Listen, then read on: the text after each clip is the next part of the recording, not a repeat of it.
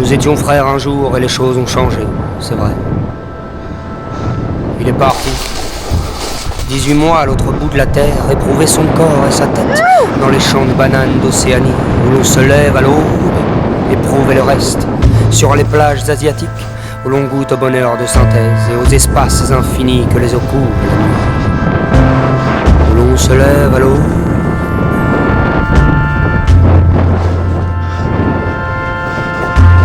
Et si nous avons pleuré ensemble ce jour de septembre où nous nous sommes quittés, c'est qu'on savait que l'infinie tendresse, la mémoire et le téléphone mobile sont peu de choses contre la distance, que tout allait changer. Il est parti. C'est qu'il se lève à l'aube.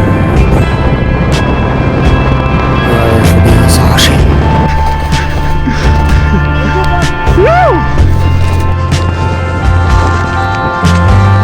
D'abord, il y a l'âge libre avant la vie domestique, qu'on attend tous comme une sentence absurde et nécessaire. Et puis ces chimères à fuir, qu'on croit laisser aux portes des avions long courrier. Enfin, la peur de s'engraisser ici, que le confort nous abêtisse. Il est parti. C'est qu'il se lève à l'aube.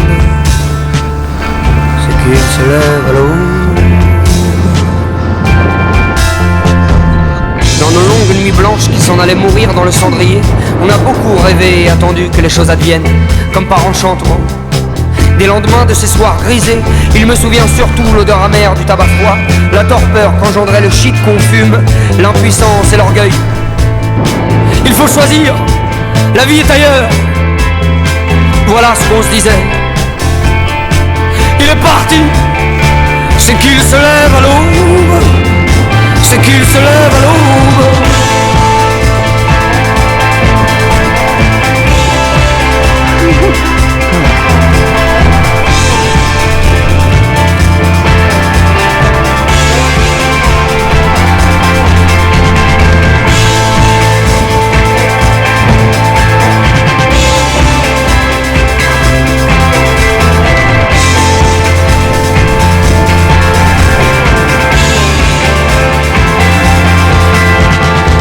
Avant son départ, il était déjà moins bavard que lorsque je l'ai connu, 8 ans plus tôt.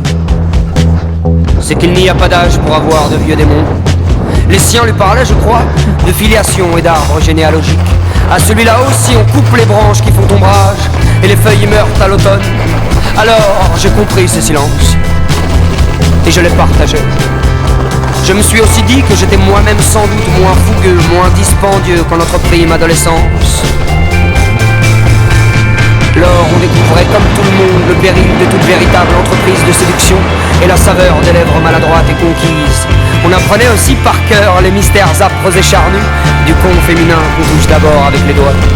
Et surtout, l'insolent et naïf sentiment de liberté, les poumons quand on prend la route du voyage pour la première fois. Il est parti, c'est qu'il se lève à l'aube. C'est qu'il se lève à l'aube.